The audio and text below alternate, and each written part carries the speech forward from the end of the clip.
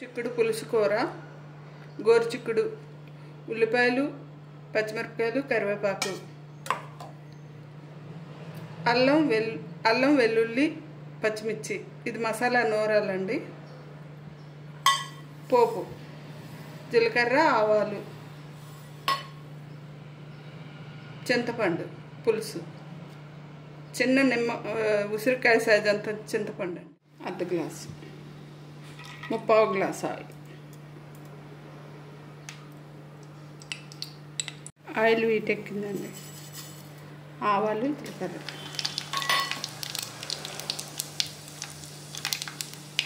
ఉల్లిపాయలు, పచ్చిమిరపకాయలు, కరివేపాకు.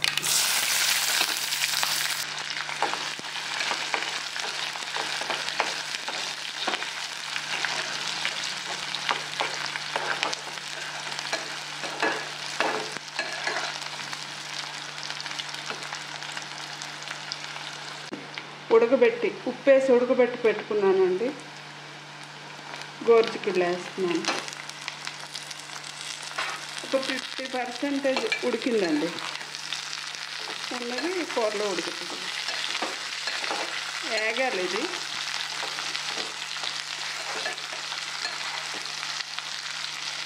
మూత ఏం పెట్టకూడదు, అలాగే వేగనిద్దాం.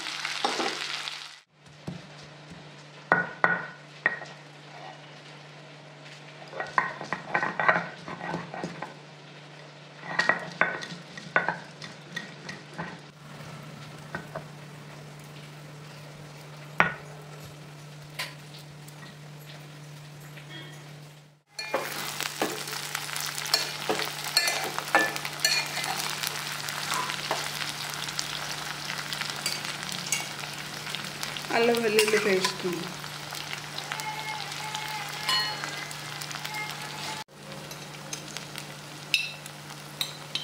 పసుపు వేసుకుంటామండి. 1/2 స్పూన్ పసుపు, కారం 1 స్పూన్ వేసుకుందామండి.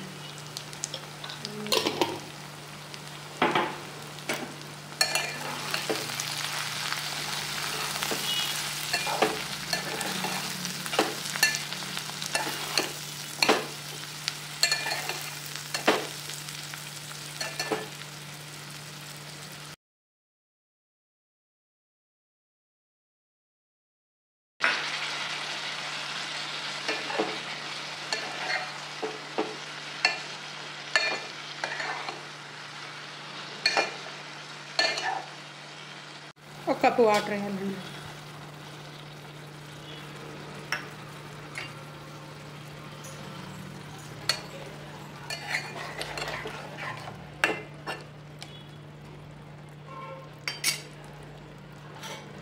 మూత పెడదాం.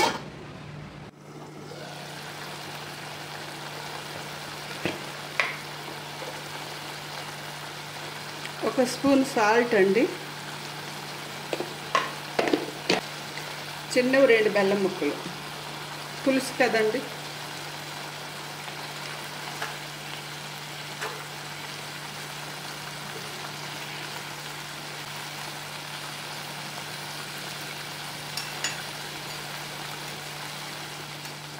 మంట తగ్గించి మూత పెడదాం.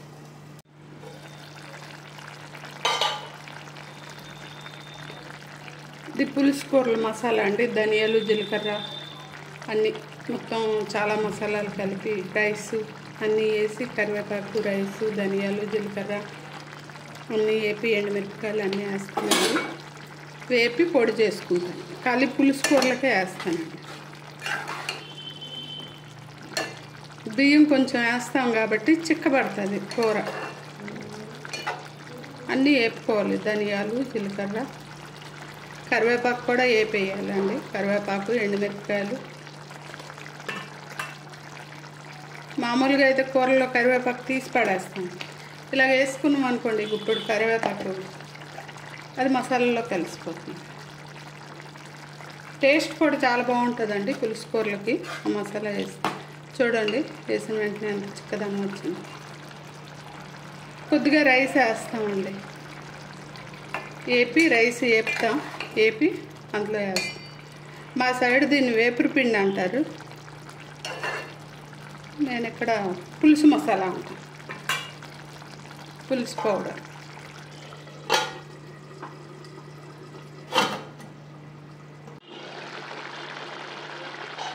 బెల్లం కావాలంటే వేసుకోండి, ఎందుకంటే పులుసు కూరలో బెల్లం వేస్తాం కాబట్టి వేస్తేనే దీని టేస్ట్ బాగుంటుంది.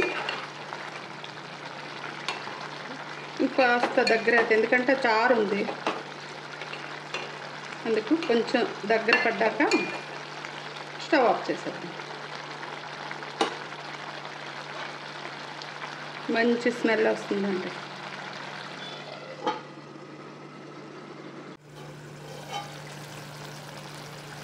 రెడీ అయిపోయిందండి.